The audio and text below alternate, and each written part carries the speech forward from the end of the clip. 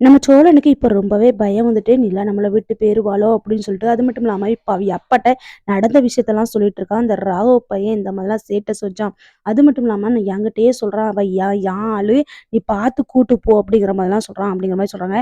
இதை கேட்ட நம்ம சோழனோட அப்பா பயங்கரமா சிரிக்காங்க. இதுதானடா நான் சொன்னேன். நீ பின்னாலேயே போகும்போதுலயே உன்னை நிலா பார்க்க மாட்டேங்க. நீ டிவோர்ஸ் வரைக்கும் கொடுக்குறேன்னு சொல்ற. அதுக்கப்புறம் நிலா எப்படி உன் பின்னால வருவா? இப்ப பாரு, ராகுவும் நல்ல வசதியான பையன், நிலாவும் வசதியான பொண்ணு. அவங்க 2 பேரும் தான் சேருவாங்க அப்படிங்கிற மாதிரி சொல்றாங்க. இதை கேட்டவுடனே சோழனுக்கு பயங்கரமா கோவம் வருது.